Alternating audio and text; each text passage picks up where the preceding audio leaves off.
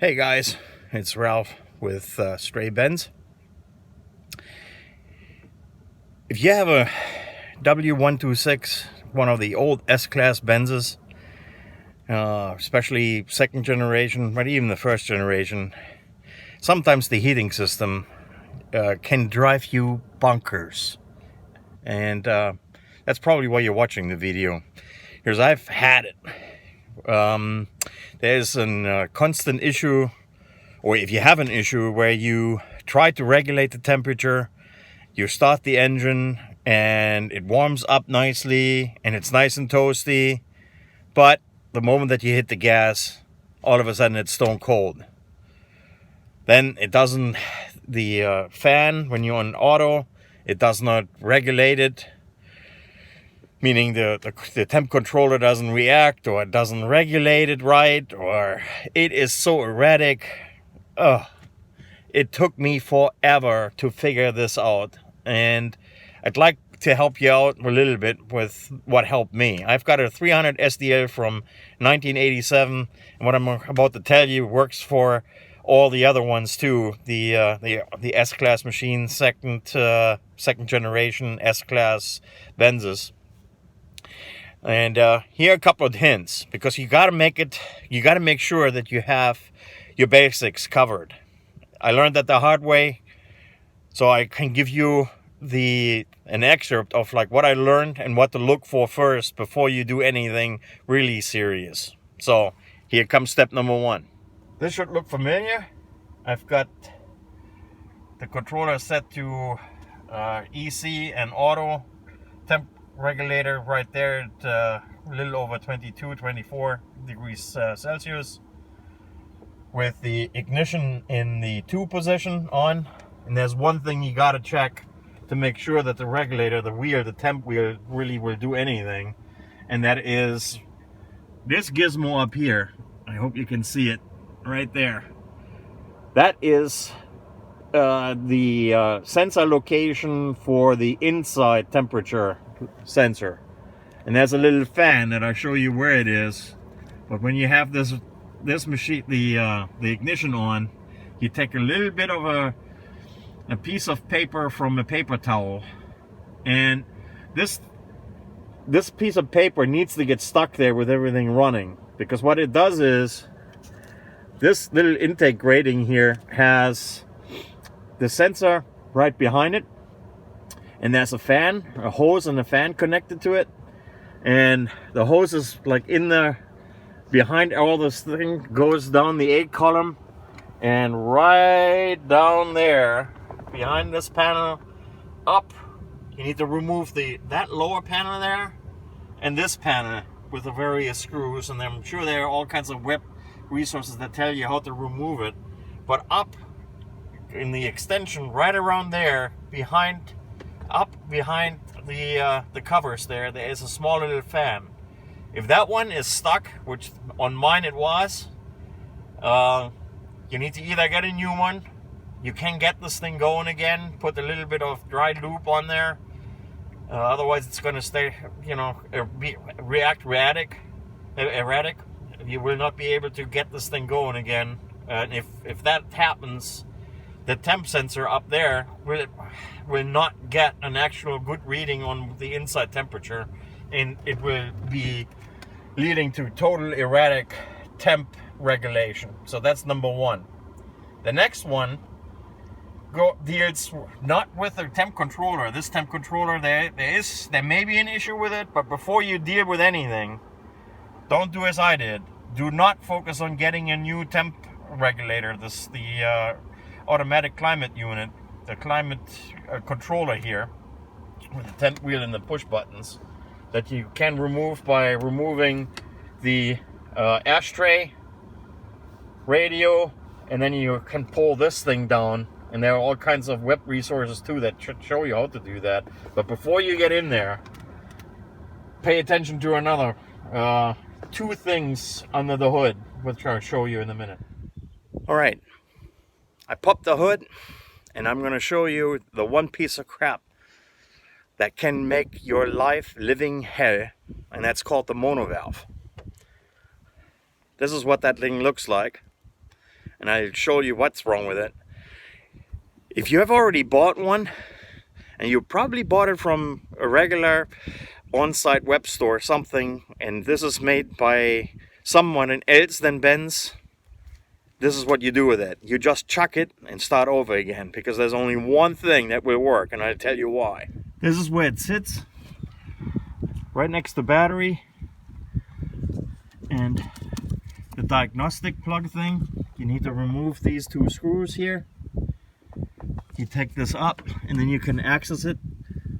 That is where the monovalve is. It helps control the flow of coolant to the heat exchanger on the inside. That helps you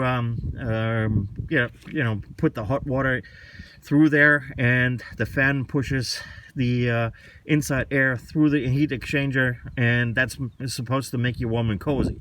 If that thing doesn't work, it's not the right type, you're never going to get warm footses or even like a warm anything in there. You don't need to drain the coolant. There are 4 little screws with Phillips heads, screws there. You unscrew them, and then you can take this whole valve, and it's actually the actual back end of the valve that you see there, and you take that one out. Here's a monovalve that I bought from, I even forget what web store I got it from. Might have been Parts Geek or Peach Parts or somebody. But they don't have the right one. It fits. It may even work for some Benzes. I don't know. It will not work for the S-Class. But the problem is not the diaphragm here. Most people say, oh, if this is cracked or broken, that is the reason why you need to exchange it. That's not your reason why you're not getting warm. It's this thing. The spring.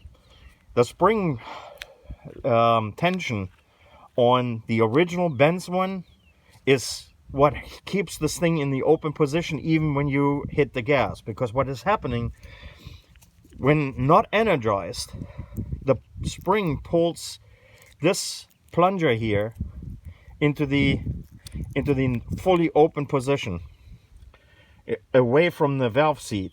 Only when it's energized do you pinch off the water flow. So when you hit when 12-volt power hits it, this plunger comes out and it closes the valve, meaning it cuts off the hot water to the cooler.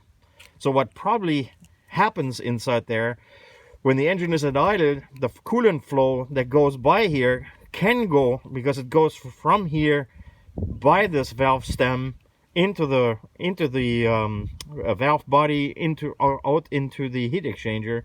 By the time you hit the gas and there's a lot of coolant now flowing, the stream and the pressure difference all of a sudden pulls this plunger out and keeps this thing plugged. And that is why you're pinching off the coolant or hot coolant flow to the heat exchanger on the inside, and it's stone cold on the inside. So this thing has got to be the original part, and this is now the key to it. Even our friends at Benz told me that they couldn't get this part anymore because they looked at the whole monovalve assembly. Yes, and you cannot get the whole assembly anymore, but what you can get is this valve insert. Take down that number, you can still get it. It's not all that expensive. I put that in there and it's been warm and cozy since. That is the number one part.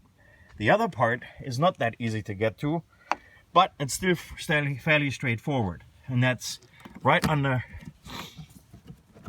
the ABS brake. Right down in there is what they call an auxiliary pump. Meaning, when you are at engine idle, there's not an awful lot of flow from down there from the coolant pump.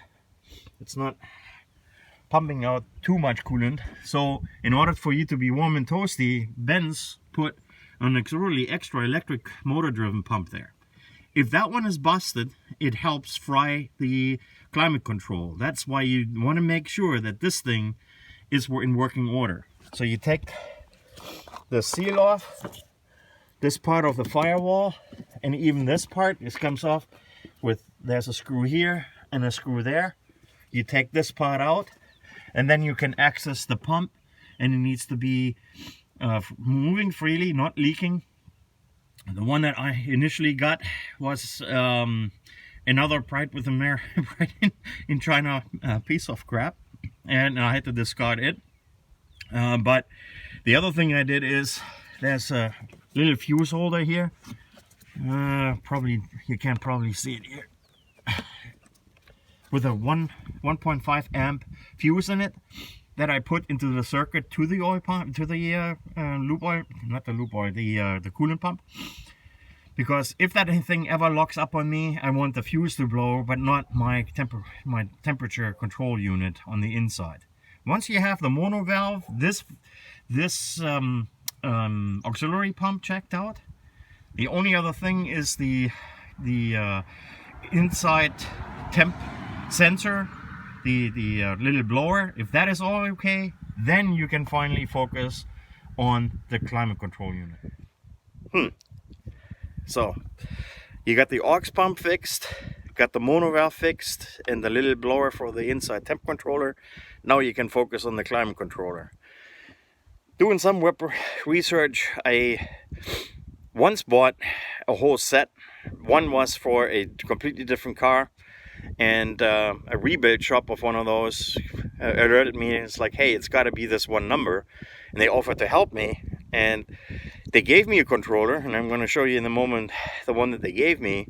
It worked, but it never reacted to the temp wheel. So I can give you the part number for the 300 SDL from 86 and 87 of the one to get, but you have really got to be very, very model specific with the part number, otherwise it's not going to work. So here's the temp controller I was talking about, meaning the climate control unit, CCU, and this is also the part number. After buying the wrong ones a couple of times over, I finally had the right part, but it turned out not to be the correct controller after all, which I learned the hard way, because the moment I put this thing in, it's still, by using the dial here, the fan didn't react to it, and it was still stone cold until I had to put it to max, and then it finally reacted to it. I went back online, got the correct one in working order, put it in, and it's been awesome. The temperature is nice and toasty to whatever. Whenever I set it to the temperature I want, it reacts fairly steady and fairly accurately.